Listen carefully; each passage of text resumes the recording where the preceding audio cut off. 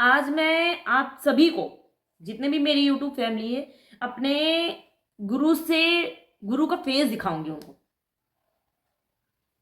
ठीक है, कि मैंने सीखा किससे है चीजें। तो ये वीडियो फुल देखिएगा, लास्ट तक वॉच करिएगा, और चीजें समझ में आ जाए ना, और मैं सही लगूं तो कमेंट भी कर दीजिएगा। तो चलिए देखते हैं। राधे राधे, जय माता की। कैसे हैं आप सब? मैं अच्छी हूँ, आशा करती हूँ आप भी अच्छे होंगे, अपनी अपनी फैमिली के साथ खुश होंगे। बुरे लोग बुरा समय आपसे बहुत दूर रहे। आज मैंने अपनी वीडियो में गुरु की बात बोली थी, तो पहले मैं एक लोगों का कमेंट पढ़ती हूँ और फिर इसी बात का जवाब दूंगी, इसी प्रश्न का मैं उत्तर देना चाहूंगी। यूट्यूब पर ये ड्रामा कर करके क्या दिखा रही हो? घर का मामला आराम से शॉर्ट आउट करो। पहली बात, घर का मामला ये है ही नहीं है, और मेरे को भी ये ड्रामा करने का शौक ही नहीं था। तो आज मैंने वीडियो जब शुरू किया तो आपको मेरे गुरु के बारे में बताया होगा। तो मैं ड्रामा क्यों कर रही हूँ, मेरी लैंग्वेज ऐसी क्यों है, मैं ये सारी बातें बाद में करूंगी, पहले आप ये वीडियो देख लो। जैसे उस दिन एटीएम और आधार कार्ड निकाल के भाग गए हो। रहने दो। कहाँ चला गया? घर से कहाँ भाग जाएगा? जैसे जेवर और डॉक्यूमेंट जो है जमीन के चले गए, वैसे ही चला गया क्या? नहीं आई है, तुम यहाँ थे ही नहीं। तुम तो बोले कि हम बंथरा थाना आ रहे हैं। रहने दो। जितना तुम पैसा दे दे के जो बने जा रहे हो ना सर, वो हमको पता है सब।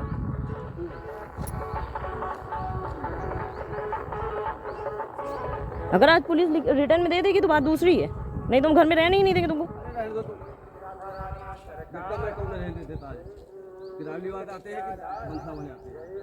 पर्वत खेड़ा से लोग आ जाएंगे, रमईपुर से। 1 महीने ही नहीं, तुम 21 तारीख से आए हो, भटक कहाँ रहे हो तुम? जब तुम घर नहीं आए तो गए कहाँ तुम? किसके साथ रह रहे थे ये बताओ।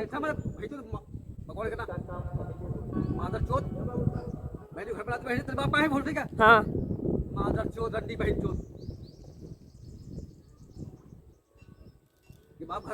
हाँ। नहीं तो जब ठीक से रख नहीं रहे थे तो फिर शादी क्यों किए थे?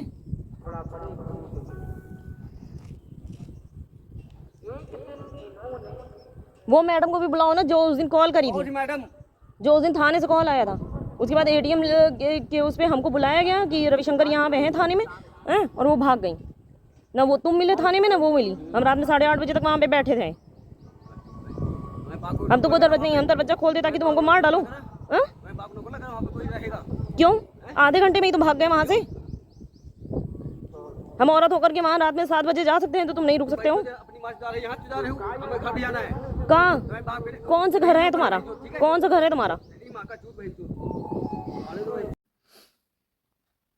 ये वीडियो देख लिया आपने? ये मेरे घर में जब चोरी करके रविशंकर एटीएम आधार कार्ड पैन कार्ड गए थे, चोरी करके भाग गए थे। मैंने पुलिस भी बुलाई थी, 1090 डायल की थी और पुलिस बुलाई थी।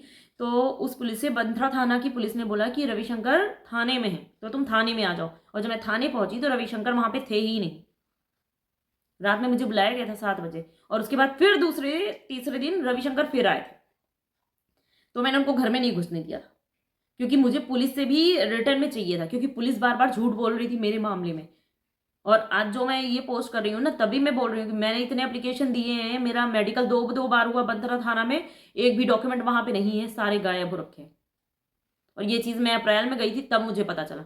वो तो मेरी किस्मत अच्छी थी कि मैंने एक मेडिकल की फोटो खींच ली थी, जो दिसंबर में मेरा मेडिकल हुआ था उसकी मैंने फोटो खींच ली थी। तो वो मेडिकल जब मैंने दिखाया है ना, क्योंकि पुलिस तो सीधे नकार रही थी, ऐसा हो ही नहीं सकता, ऐसा है ही नहीं, अगर आपका मेडिकल हुआ होगा तो एफआईआर हुई होगी, फलाना ढिमकाना, ये वो, पुलिस वाले ऐसा करेंगे ही नहीं। जब मैंने वो मेडिकल दिखाया ना, और वहां पे थाने की उस पर मोहर लगी थी और उस पर इंस्पेक्टर का नाम भी था, तब उन्होंने सच माना, क्योंकि वो तो सरकारी कागज है और उसकी ओरिजिनल फोटो मेरे पास थी मोबाइल में, तो उसको नकार नहीं सकते। इसीलिए मैंने दरवाजा नहीं खोला, गेट, क्योंकि अगर रविशंकर मार देते तो जो लोग कमेंट करके जाते वो भी रिस्पॉन्सिबिलिटी नहीं लेते, और थाना भी रिस्पॉन्सिबिलिटी नहीं लेता, और यूनिट भी कुछ नहीं बोलती, क्योंकि सिविल डिफेंस ये हो रहा था, और चूतिया तो मुझे बनाया जा रहा था। तो आपने देख लिया वीडियो। ये रविशंकर आए थे, मैंने उनको घुसने नहीं दिया था, तब ये गाली गलौज कर रहे थे, और ये सिर्फ एक वीडियो है। 18 साल में ऐसा कई बार हुआ है। मेरे घर में शादी पड़ी है मेरी बहन की, मेरे भाई की, और अभी ने फुल टल्ली होकर के नाटक किए हैं। माँ बहन की गालियां जितनी उस व्यक्ति को आती है, जितनी एक फौजी बंदे को आती हैं, सब दी।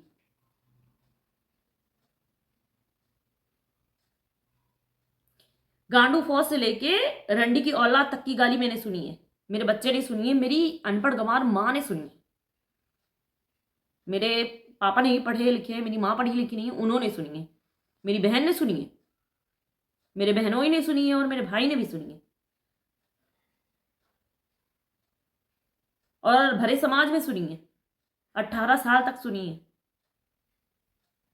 जो ऐसा तमाशा ये देख रहे हैं ना आप वीडियो में, ऐसा कई बार हो चुका है। और जिसको भी ट्रस्ट नहीं है, भाई रैवली में मेरे फादर गवर्नमेंट जॉब से रिटायर हुए हैं, जाकर के उस सोसाइटी में पूछ लो जाकर के सानू का पति कैसा था।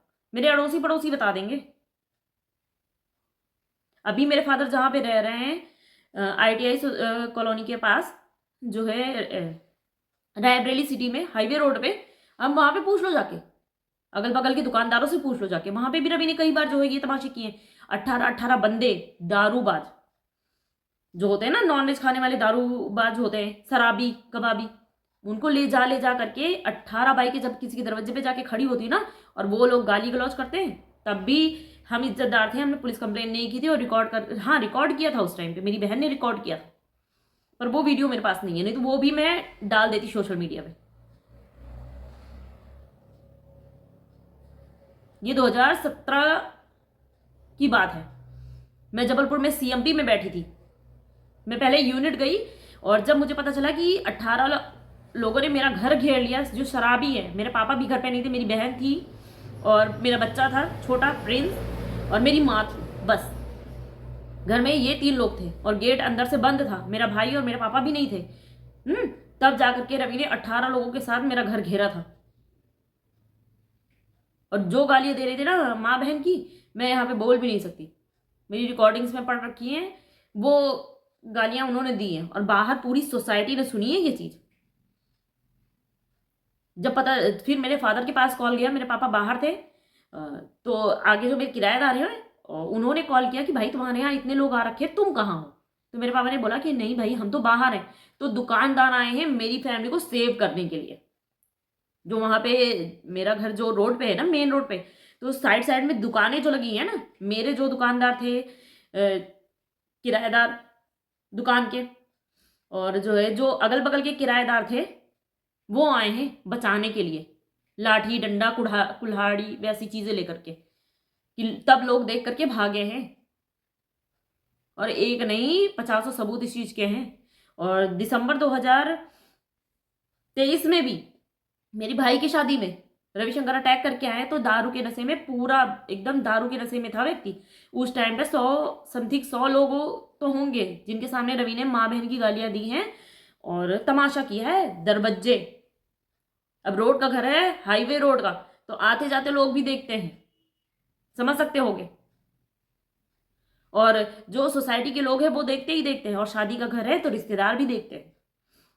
तो जब वो तमाशा हो गया, मेरे अंदर से वो बेइज्जती वाला ना डर ही निकल गया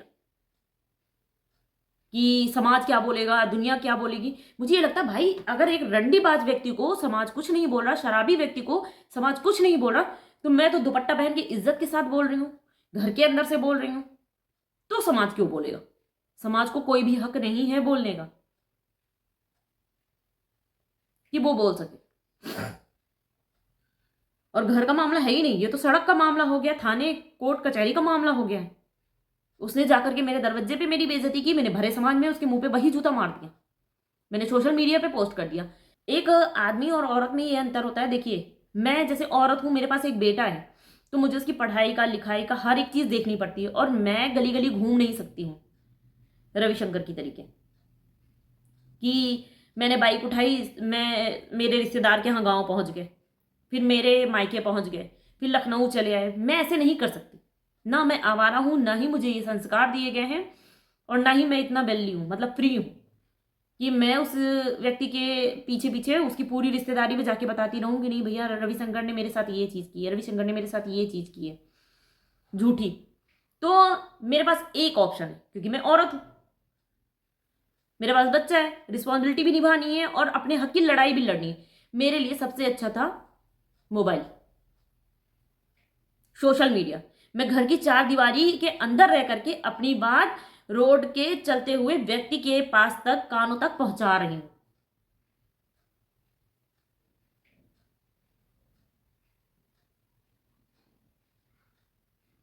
मैं भी, मेरे पास इतना वक्त नहीं है कि मैं जा करके उसकी तरीके जैसे उसने मेरे घर में और हर जगह पे तमाशे किए हैं ना, मैं वैसे तमाशे करूं, क्योंकि मेरे सिर पे जिम्मेदारी है मेरे बच्चे की।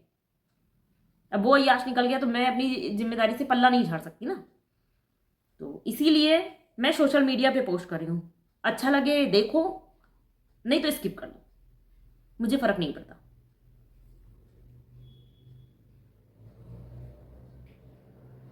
और ये घर का मामला नहीं रह गया है, क्योंकि जब बाहरी औरतें इन्वॉल्व हो गई हैं, दूसरे की बीवियां इन्वॉल्व हो गई हैं, तो ये बाहर वाला मामला हो गया है। अब जब घर का मामला तब होता है जब पति पत्नी रूम के अंदर बैठ के बात करते हैं, घर की चार दीवारी में बात करते हैं।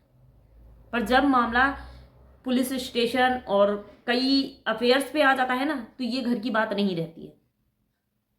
ये समाज की वो गंदगी है जो सबके सामने आनी चाहिए, सबको पता होना चाहिए कि किसी की जॉब, किसी के प्रोफेशन से उसको जज नहीं कर सकते हैं। और कोई व्यक्ति कितना देवता और कितना राक्षस है, ये चीज सिर्फ उसकी बीवी को पता होता है और किसी को नहीं पता होता।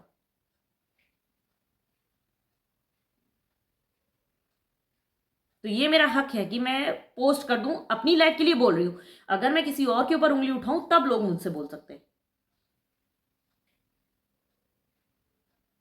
तो जब उसने ड्रामा किया तो मैंने ड्रामा किया। तो ये सब चीजें मैंने अपने गुरु जी से सीखी है, मिस्टर रविशंकर जी से। समझ गए आप लोग? क्योंकि तमाशे कर करके 18 साल में गाली दे दे के उन्होंने मुझे सिखाया है कि गालियां कैसे दी जाती हैं। क्योंकि मैं तो सिटी की पढ़ी लिखी लड़की थी, हमारे घर में ये सारी चीजें चलती ही नहीं है।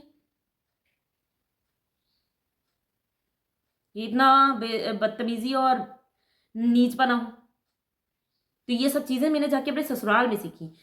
तो समझ गया ना कि ड्रामा करना मैंने कहाँ से सीखा है।